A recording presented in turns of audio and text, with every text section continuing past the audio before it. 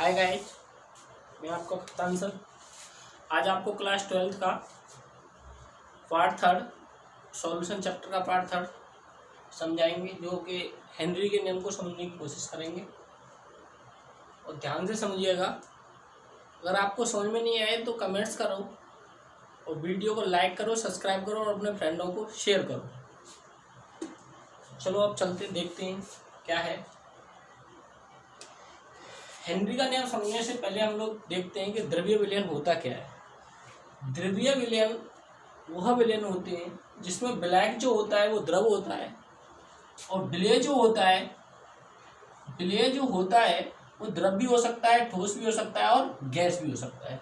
तीनों में से कुछ भी हो सकता है विलय, लेकिन जो ब्लैक जो होता है हमारा ब्लैक होता है वो एक ही होता है, द्रव होता है। ये तीन प्रकार के होते हैं, गैस और द्रव, जिसमें गैस CO2 है और द्रव जो है H2O है, हमारा जल है। जिसको हम लोग क्या कहते हैं, जिसको हम लोग कहते हैं सोडा वाटर। इसको हम लोग किसके प्रकार कहते हैं, जब कार्बन डाइऑक्साइड गैस और जल जब मिलता है तो सोडा वाटर बन जाता है हमारा। और दूसरा है द्रव और द्रव, जिसमें अल्कोहल ले लिया और जल ले लिया, ये द्रव होता है। जैसे कि अल्कोहल जो हम पीते हैं आप लोग, ठोस और द्रव दोनों मिलकर के बनता है। जैसे NaCl और जल। NaCl मतलब नमक। नमक क्या होता है, ठोस होता है, और जो हमारा जल होता है वो द्रव होता है। ठीक है, ये इस तरीके से है। इसमें हम लोग पढ़ेंगे गैस और द्रव में जो बनता है वो हेनरी का नियम बनता है। सोडा वाटर जो हमको बनाता है, जैसे हम लोग कहीं जाते हैं, रास्ते में हम सोडा वाटर पीते हैं, तो वो किस प्रोसेस में बनाता है, कैसे बना करके हमको दिखाता है और कैसे हम लोग इसको इस्तेमाल करते हैं, ये हम लोग समझेंगे। तो हेनरी का नियम समझने से पहले इस डेफिनेशन को समझ लीजिएगा और उसके बाद में हम और अच्छे से समझाएंगे इसको। इसका मतलब यह है, इस नियम के अनुसार स्थिर ताप पर, किस पर, स्थिर ताप नहीं है, स्थिर दाब पर, आप लोग इसको सही कर लीजिएगा। स्थिर दाब पर गैस का आंशिक दाब उस विलयन में गैस के मोल अंश के समानुपाती होता है।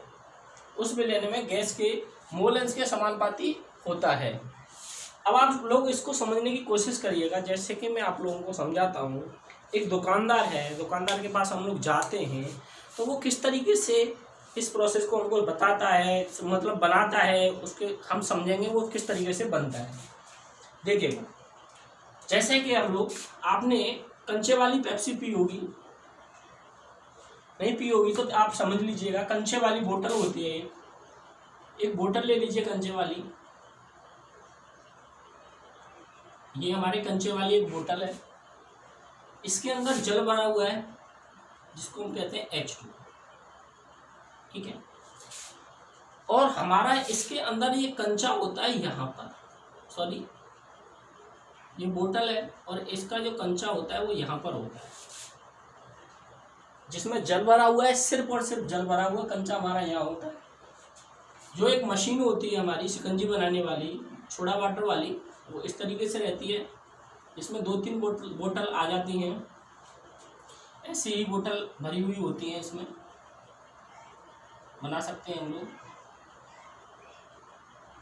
ध्यान से समझना, इन सभी में जल ही भरा होता है।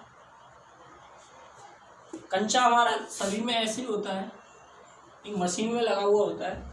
अब हम आगे बढ़ते हैं। देखिए फिर क्या होता है, इसके अंदर एक नोजल लगा हुआ होता है इस तरीके से।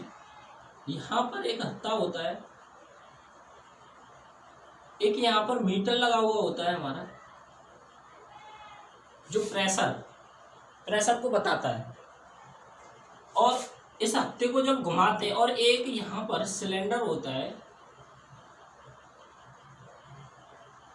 जिसके अंदर CO2 गैस भरी हुई होती है। सिलेंडर होता है हमारा, इसके अंदर कौन सी गैस भरी हुई होती है, CO2 गैस हमारी भरी हुई होती है। अब ये प्रोसेस समझिएगा ध्यान से। जब इस हत्थे को घुमाया जाता है, तेजी से घुमाया जाता है, तो यहाँ से ये गैस इस नोजल के द्वारा इसके अंदर प्रवाहित होती है, इस बोतल के अंदर प्रवाहित होती है। कंचा हटता है तो इसके अंदर जो प्रेशर होता है, ये जो प्रेशर है, ये जो प्रेशर जब जाता है, हवा का जो प्रेशर हम हत्ती को घुमाते, उसका जो प्रेशर जाता है CO2 इसके अंदर जाती है और इस जल में H2O में मिश्रित हो जाती है। जल है ये, इसमें क्या हो जाती है, मिश्रित हो, इसमें मिल जाती है। और जब तक हम घुमाते हैं, जब तक इस प्रेशर को, इस दाब को हम सफिशिएंट रख सकते हैं, जब तक हमको सोडा वाटर बनना है। ऐसा ना हो कि हम उसे घुमाते चलेंगे तो सोडा वाटर का कुछ और बन जाएगा। सोडा वाटर जब तक ही बनेगा जब तक हम प्रेशर को, एक सफिशिएंट प्रेशर हम लोग इस पर लगाते हैं। ठीक है, आप लोगों को समझ में आ गया होगा। और उसके बाद में एक जादू होता है, जब इसमें ये मिल जाता है, जब ये CO2 गैस इसके अंदर मिल जाती है तो उसके अंदर एक जादू होता है। और ये जादू हम लोगों का है, इस बोतल में ये जो कंचा है, यहाँ का जो कंचा है वो यहाँ पर आ जाता है और इसके अंदर जो मिल गया है हमारा H2O + CO2 मिल करके तैयार हो जाता है। क्या हो जाता है, H2O + CO2, जिसको हम लोग क्या कहते हैं, सोडा वाटर। और जैसे ही ये कंचे को, दुकानदार क्या करता है, इस कंचे को प्रेशर देता है अंगूठे से, निकाल करके एक हमको गिलास में भर करके दे देता है, जिसको हम लोग पी लेते हैं। और जिसको हम लोग पी लेते हैं वो हमारा सोडा वाटर हो गया। अगर इसको 10-5 मिनट के लिए रख दिया गया, 10-5 मिनट के लिए रख दिया गया, तो फिर से ये दोबारा से यहाँ से CO2 गैस बाहर निकल जाती है। तो इसी प्रोसेस को हम लोग, इस पूरे प्रोसेस को हम लोग क्या कहते हैं, हेनरी का नियम कहते हैं। हेनरी का नियम समझने के लिए सोडा वाटर का जो प्रोसेस है उसी को समझना ही बेटर है। और आप लोगों को समझ में आ भी गया होगा, और किस तरीके से और अच्छे से समझेंगे आप समझ लीजिएगा। ठीक है, दोबारा से समझ लीजिएगा, एक बार दोबारा से फिर से बता देता हूँ। हमने एक बोतल ली है जो एक मशीन में फिक्स रहती है सोडा वाटर की, जिसमें जल भरा हुआ है। इसके अंदर क्या भरा हुआ है हमारा, जिसके अंदर जल भरा हुआ है। कंचे वाली बोतल है, कंचा हमारा यहाँ लग रहा है। इसमें एक नोजल लगा हुआ होता है, नोजल में एक हत्या होती है और एक मीटर लगा हुआ होता है और सिलेंडर लगा हुआ होता है वो CO2 का। जब इस हत्या को घुमाया जाता है तेजी से तो प्रेशर से, प्रेशर जा रहा है, एक मीटर लग रहा है, प्रेशर से CO2 गैस अंदर प्रवाहित होती है। जब अंदर प्रवाहित CO2 गैस होती है तो इस जल में मिल जाती है। मिलने के बाद में, इस जल में मिलने के बाद में जब यहाँ पर गैस के अणु मोलन्स वाष्पित होते हैं तो ये कंचा दाब के कारण, प्रेशर के कारण ऊपर पहुँच जाता है। ऊपर पहुँचने के बाद ये प्रोसेस बन जाती है, तो उसका नाम हो जाता है हमारा सोडा वाटर। प्रेशर कितना देना होता है हमें, सफिशिएंट, जितना हमें सोडा वाटर के लिए सफिशिएंट होता है। आगे बढ़ते हैं। ऐसे ही ये सभी बोतलों में यही प्रोसेस होती है, सभी में इस तरीके से ही होती है प्रोसेस। सोडा वाटर बन जाता है और किस तरीके से, और उसके बाद वो हमको ढक्कन को नीचे करके पुश करके दाब दे करके और हमको ये दे देता है और हम उसको पी लेते हैं। ठीक है, तो हम लोग समझते हैं कि मतलब ये प्रोसेस हुआ क्या है, कैसे हुआ है, इसको हम लोग समझते हैं क्या होता है ये देखिएगा। अब ये मोलन्स पर प्रवाहित होता है, किस पर, मोलन्स पर। अब मोलन्स होता क्या है, मोलन्स वो होता है कि जिसके मोल हमें निकालने हैं अपॉन विलयन का कुल मोल। दोबारा समझिएगा, मोलन्स के लिए हमारा फॉर्मूला होता है जिसके मोल अपॉन विलयन का कुल मोल। जिसके मोल अपॉन विलयन का कुल मोल, जिसके मोल मतलब चाहे गैस के मोल हो, चाहे जल के मोल हो, किसी के भी मोल हो, लेकिन अपॉन में क्या होना चाहिए, विलयन का कुल मोल। अब यहाँ पर हम लोग देखते हैं कि यहाँ पर हेनरी का नियम किस तरीके से प्रतिस्थापित होता है, आप लोग उसको समझिएगा। जैसे कि एक बर्तन है, अब इस बर्तन के अंदर ए और बी, दो ब्ले और ब्लैक, दो सॉल्यूशन विलयन बना हुआ है, जिसमें ए के जो मोलन्स है 0.2 है और बी के जो मोलन्स है 0.8 है। क्योंकि इनके दोनों का कुल योग कितना होना चाहिए, 1 होना चाहिए। मोलन्स का फॉर्मूला भी यही होता है कि A + V = 1, यानी कि ए प्लस बी क्या है, ए के मोल और बी के मोल इज इक्वल टू 1, दोनों का कुल योग कितना होना चाहिए बेटा, 1 होना चाहिए, ये फॉर्मूला होता है।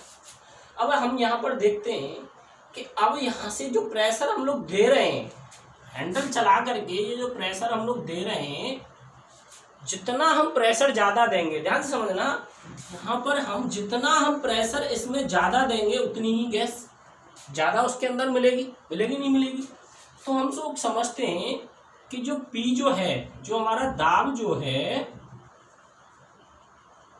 जो हमारा दाब जो है, प्रेशर जो है, वो गैस के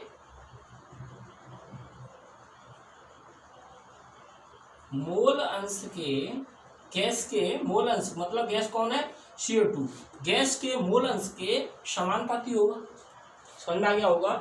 मतलब हम जितनी हम जितनी इसके अंदर प्रेशर देंगे, जितना हमें इसके अंदर दाब देंगे, उतना ही हमारी CO2 जो गैस है इस जल के अंदर मिलेगी।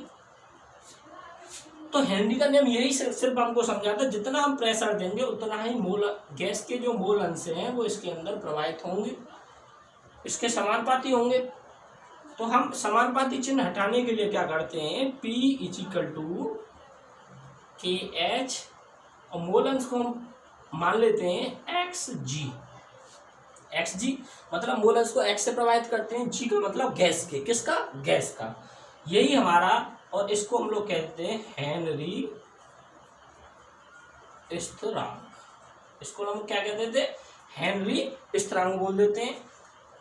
यही हमारा हेनरी का नियम कहलाता है। अगर इसके ग्राफ की बातें करें तो ग्राफ हमारा ऐसे आ जाता है, ये P है, ये X है, P और प्रेशर और मोल अंश पर अगर हम देखते हैं तो ये क्या है, इसके समानुपाती होता है। यहाँ पर जो होता है वो क्या होता है, ग्राफ क्या होता है, समानुपाती होता है। यही हमारा हेनरी का नियम है। आप लोग अच्छे से और समझ लीजिएगा, दोबारा से समझ लीजिएगा। अगर आपको समझ में नहीं आए तो दोबारा से फिर से पूछ लीजिएगा, कमेंट्स कीजिएगा, एक बार नहीं 2 बार वीडियो को देखिएगा, लेकिन वीडियो को सब्सक्राइब एंड अपने दोस्तों को शेयर करिएगा, जिससे कि आगे नोटिफिकेशन आपको मिलता रहे और आपके दोस्तों का भी भला हो। आप लोग इसको ध्यान से समझिएगा। और जय हिंद, जय भारत, गुड बाय।